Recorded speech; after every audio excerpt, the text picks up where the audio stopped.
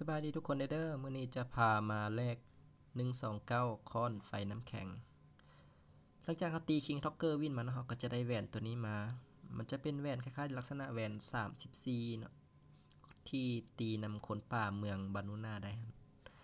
มันต้องการอยู่30อันเนาะสำหรับการแลก129สำหรับใครยังบ่ฮู้ก็มาเบิ่งติดตามเฮาเนาะแต่ว่าสำหรับคนที่ฮู้แล้วก็มิดๆไว้เนาะ คลิกเข้าไปเลยเขามีอยู่29อันแล้วฝากไปเลยเนาะสตอเป็น30อันมาลุ้นนำกันนะว่าจะได้เกรดใดกันแท้คลิกเข้าไปฟล็อก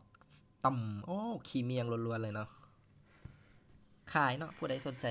ทักมาหาเขาเนาะเขาขายให้ 300k สำหรับผู้ใดทักหาเขาคนทำอิฐ 300k กลเงินเกมเนาะตัวนี้เลย 300k แต่ว่าไปเบิ่งอยู่ห้านก่อนเนาะราคาเท่าใดสำหรับไผที่แบบมันได้เกรดต่ำอย่างนี้อยากบวกก็ได้คือกันเนาะต้องไปหาแหวนให้มันอีก30อันเพื่อบวกมันขึ้นแต่ว่าบ่บวกดีกว่าแลกใหม่ดีกว่าเนาะเพราะ30อัน35อันใหม่อีกแต่ว่าถ้าอยากบวกก็บวกแล้วเนาะมันบวก EXP ได้ก็มาเบิ่งราคามันก่อนเนาะราคาเกรด24โอ้เขาขายอยู่ล้านปลายขายแพงโพดอันนี้เกรด25เขายังขายแต่800,000เขาสิขายปะไป5นี่ 600k เนาะแต่ว่าถ้าผู้ใดสนใจก็แอดมาเฮาให้ประมาณ300k เนาะหรือว่าสนใจก็ลุ้นราคาให้ได้อยู่เนาะ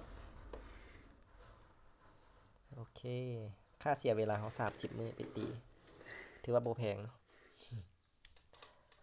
คอนฟิร์มโอเค